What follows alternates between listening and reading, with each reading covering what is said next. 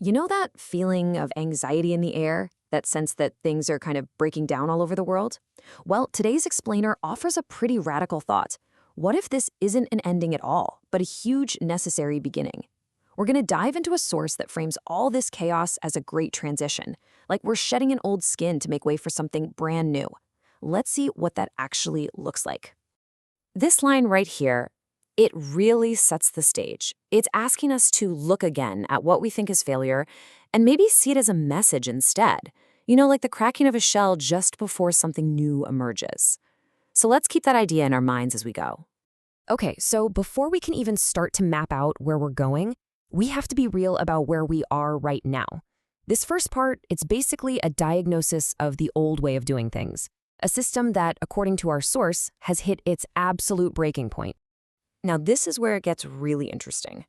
The old system, in its constant chase for more efficiency, started to see people less like, people, and more like assets on a balance sheet. Just cogs in a giant machine designed for extraction, where humanity itself was just another resource to be managed. And that right there, that's what the sorcerers calls a policy void. Think about it. Leaders were obsessed with this one number, GDP growth, while at the same time, actual human well-being was just tanking. There was this massive disconnect between the stats they were chasing and how people were actually living their lives. And this gets to the heart of why that was happening. The whole system was built on this profit foundation, where the main goal for any new idea wasn't really to help society, but to pump up shareholder value. And the cost of that? Well, it was massive social instability and this constant nagging feeling of anxiety for almost everyone. So where does all of that lead? To something called the me trap. When the system makes it feel like resources are scarce and your job is always on the line, it just pushes everyone into this frantic, lonely competition. And the thing is, that wasn't an accident. It was a feature, not a bug, of a system that actually benefited from all that division. Okay, so that's the diagnosis. And yeah, it's pretty bleak. But, and this is important, the point here isn't to be a downer. It's to set the stage for what comes next. So now we're going to look at the blueprint for a totally new way of being. Okay, so this map, this is our guide for the whole thing. You can see it breaks down these huge shifts across 4 big areas: how we see our economy, our own identity, how we define success, and society as a whole. It's really a move from a world built on survival and being separate to one built on connection and abundance. All right, let's start digging into this map. And we're going to start with maybe the most personal shift of all, how we define who we are and what we're worth in this world. So, the old way of thinking, it basically changed your identity to your job title. I am a doctor. I am a driver. Your value was all tied up in your salary and how much you could produce. But this new way of thinking invites us to see ourselves totally differently, as a unique piece in a giant cosmic puzzle, where our worth is just a given, and our contribution is something no one else can make. But you might be asking, okay, great, but how do I actually find that unique contribution?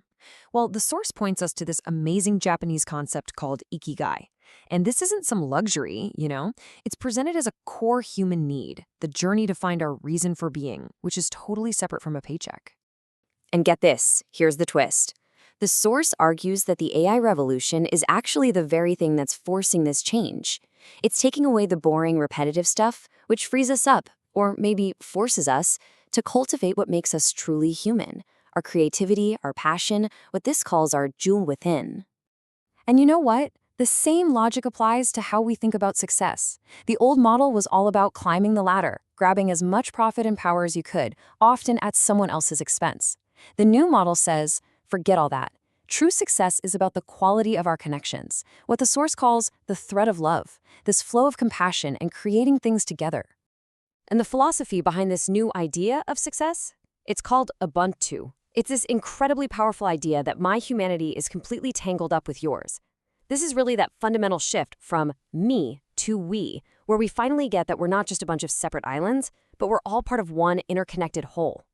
Yeah, and really it all boils down to this one simple, powerful phrase. I am because we are. And listen, this isn't just some feel-good slogan. According to this framework, it's a complete rewiring of how we even see reality. It means that if even one piece of the puzzle is missing, the whole picture just isn't complete. Okay, so let's bring all this home. What does this actually mean for us day to day? Like, what's our new job description in this new world that's starting to emerge? It's kind of funny. The source says that in their rush to automate everything, the old world's architects basically left the door wide open by mistake. By taking away all that grunt work, AI has actually given us the time, and maybe even the need, to do our real work, which is to connect with ourselves and with each other. So, what is that work? Well, you can think of it as a two-part mission. Part one, look inward, find that jewel within, your ikigai. And part two, look outward, weave that thread of love by building a world based on the ideas of Ubuntu. This is essentially our new collective project. And that brings us right back to where we started, with a puzzle. See, this whole idea isn't about waiting for someone else to come and fix things. No, its core message is that you are an essential, irreplaceable piece. So the final thought I want to leave you with isn't an answer, it's a question.